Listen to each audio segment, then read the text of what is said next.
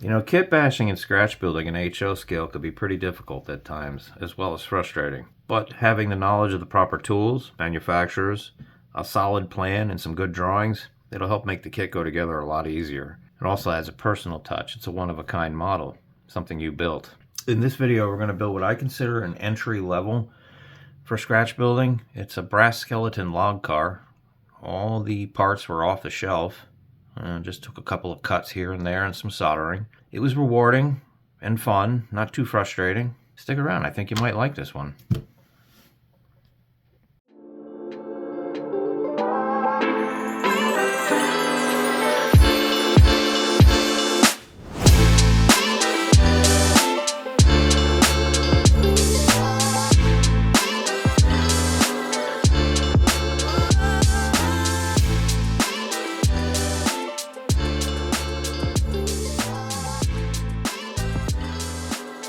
Alright guys, so to achieve the results you just saw, all the tools here are going to be needed. They're all important, but one of the most important tools in my opinion, I consider the foundation for scratch building a model, and it's the scale ruler. And in this case it's a Mascot stainless steel multi-scale ruler. What I like about it is it has HO and S gauge, which are my two gauges right there. It also has O. And on the back side, it has N scale. It also has decimal equivalents for drill bits, millimeters, a couple of different formulas, 64ths. So it's a really good ruler. Another part of that foundation is having a schematic or a plan, a drawing, a sketch, a blueprint, something to work off of. Which brings me to this. This is the sketch we're going to go off. It's a drawing done by a gentleman named Gordon Robinson. And these are the log cars that we're going to build. This guy has a website where you can print this off of. It's gordy.uk. That's GORDY.UK. So let's go ahead and get started. And what we'll do is we use the HO scale gauge here. We'll skip the first two numbers here and start at the 0. And we'll count over until we're at our 40-foot mark. So 0 to 40 foot. And we will draw a mark on there. We'll carry the mark over like so.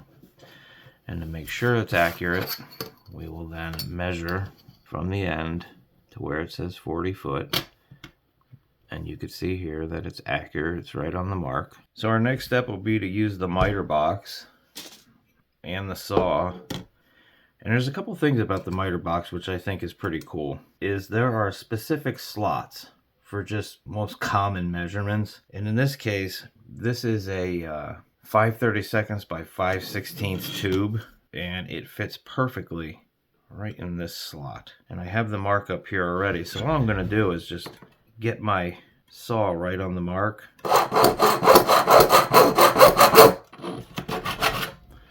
right, we are through.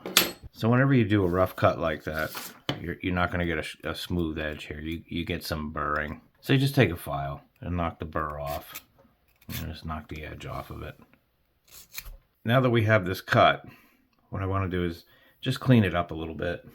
So I have a Brillo pad here. This is important because when it comes to soldering, it solders much better when it's clean. Alright, so now that we have a nice clean piece here like this, the next thing is going to be to make the measurements and put our lines in. So what we'll do is we'll measure out 8 feet from the edge, and that's 8 feet right there. We'll use the square on this one, and we'll do the same on this side. And make sure we're square with the model, and then drag our line across. There are the two bunk lines. So now that we got that done, let's find the actual center of this, which is obviously 20 feet.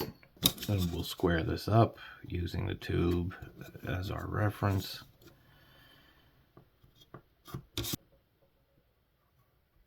And there's our center line right there. We could put that off to the side for now. I want to move to the log bunk. And in this case, we are using a U channel, and we're going to cut a 10-foot length from here to here. And that'll be our cut line right there. That looks pretty good, guys. So we have two 10-foot bunks. And the next step here is going to be cutting the braces. What I'm going to do here, take the old brace that I had, measurements that have already been done, and I'm going to trace it out. That looks pretty good.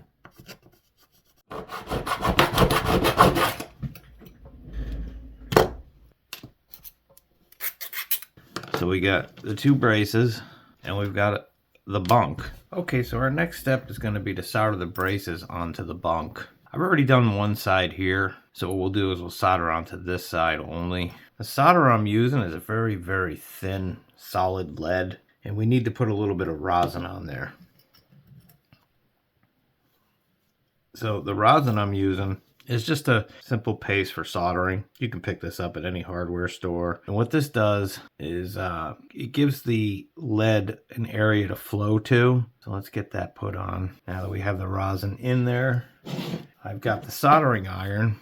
And you may have noticed I got this giant brick here. Yeah, it's a bit overkill. It's just to disperse the heat evenly and not melt anything underneath. So being that I have this side done, brass is kind of finicky when it comes to soldering, and when you put heat to it, it transfers all over the place. So what I'm going to do is take this tip cleaner, which we use just simply here, and I'm going to put it over the side that I already soldered, just to kind of keep the heat away from it. Lay it on here, let the rosin melt, keep enough heat on it, it will flow wherever it needs to, especially where you put the rosin.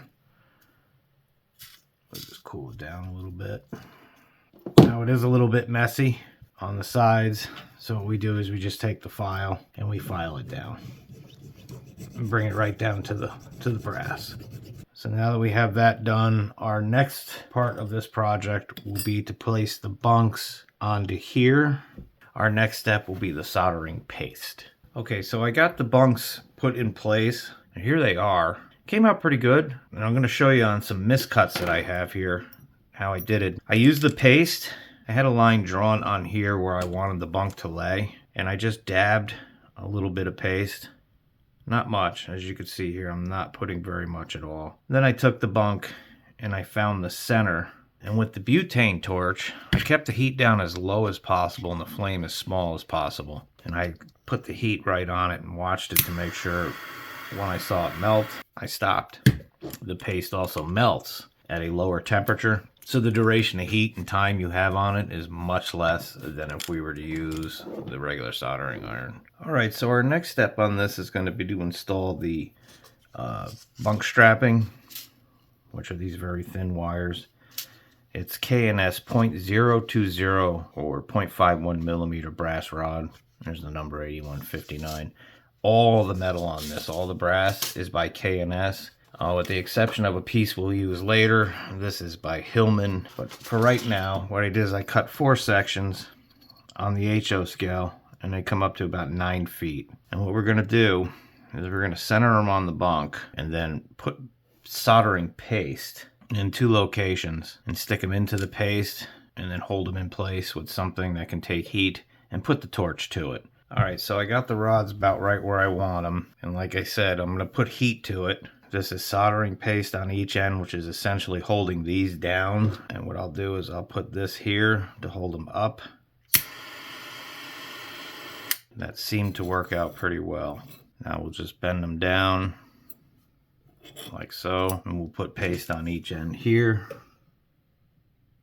and I'll use the same. This is an old broken file that I have, and we'll fold these down, and that looks like a pretty good bond. And we'll just clean up that solder a little bit, maybe with a small file, and we'll get the other side done. Alright, so the project's moving along rather quickly. I've got quite a bit done. This isn't actually finished. One of the trucks is there just for stability. This side is moving along rather quick, so I figured I'd take a second here to show you what I've done. You've seen the bunk and the bunk ends and the bunk straps put on. I moved on to putting in the couplers and draft gear. Draft gear is held in with that brass pin. I've also put on the brake hose rigging and brake hose, and the trucks have been mounted with a brass screw. These are semi-permanently mounted. They're screwed in and are super glued. I wanted to take a second to show you what we're going to do next. We're going to solder in this brass plate right about here. And what that plate's going to do is it's going to hold the brake cylinder rigging right here. When I cut it, I used an X-Acto knife or a razor blade, and I was able to score it and cut through it enough where I was able to crack it off of this. Oh yes, I also drilled the holes in here for the chain pins or chain keys. So we're going to use the paste, and what I like about the paste is it has a low melt point. So when I heat this up in this general area right here, I'm not so worried about the heat transferring to these bunk straps. I'm just going to find the center where I think it is, and I'm going to just dab a few dots of the soldering paste, which is the lead, and what makes it a paste is the flux.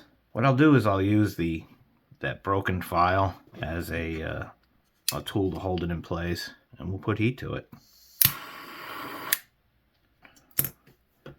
Before we go any further with the brake rigging though, I want to get the truck mounted. Also want to get the coupler and draft gear put in like I did on this side, and we'll drill the hole for the pin. We'll put the pin in and assemble the brake rigging hose and connectors and all that, and then we'll move on from there. So the next step we're going to work on is the coupler and draft gear. I put the coupler all the way to the end where it's going to stop, and then I drew a circle with the pencil just like that. So I now know where I have to drill for the draft gear pin, and for that we're going to use the manual drill. I've already got a pilot started, so we'll just continue to drill the hole through. Brass is very soft, so it doesn't take much to get through. The next step was to cut the pin for the draft gear. There we are through. Now what I'll do is I'll take the pin we just cut and put it down in.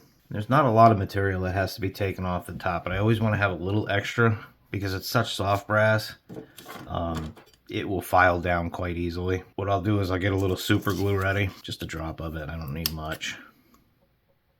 Put a little bit on here. I don't want much on the draft gear, but just enough so that it has something to adhere to. We'll reinstall it, and then I'll put a little bit on the base of the pin. Then let that dry. Let's go ahead and move on to the chain pin. To drill out the chain pin hole, I'm using some very fine drill bits. These were purchased at Harbor Freight. I've attached it to my Dremel tool. And we are through.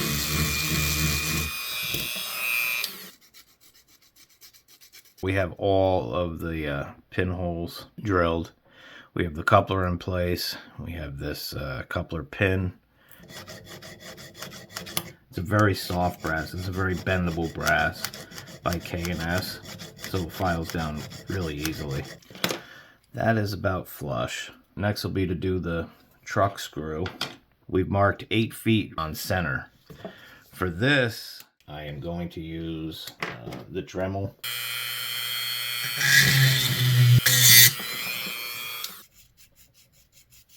The screw was too wide for the truck, so I have to drill out the truck just a little bit to accommodate the thickness of the screw.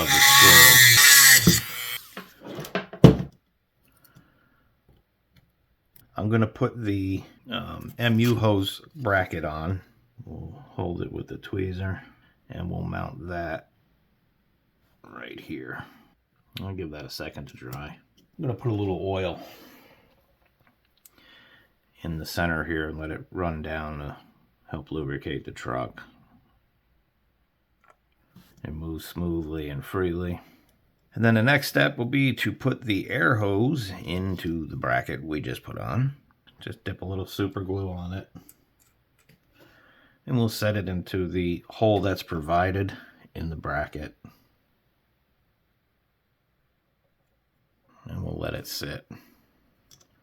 The next thing we'll do is to install the chain pins and chain. So my next step is going to be to cut the chain pins, and I measured out 2 feet. I'm going to notch this brass rod, and I'm just going to bend it and break it. And now we've got 4 chain pins that we'll use to hold the chains in place, which will be our next step. When it comes to cutting the chain, I'm going to measure out 20 scale feet And then I'll mark right here and just simply cut it and bust one link open.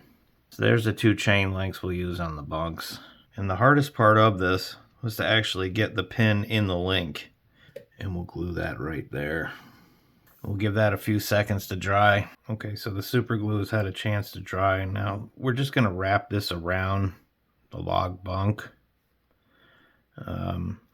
There's nothing very fancy about it. It's just wrapping it and getting it out of the way so that it doesn't interfere with operations of the truck. We're going to have to rewrap it anyway later because we still have to flip it over and do the brake rigging. But I just figured I'd show you. Just wrapping it to get it out of the way is what we're doing. Our next step is going to be the brake gear. Okay, so I've taken the Casey brake system, which is this right here, knocked out all the parts of the sprue that I was going to use. I didn't use all parts because a lot of it's just not necessary. I mounted the brake cylinder and a few of the rods. There's a couple air lines that go to the brake cylinder, to the MU lines.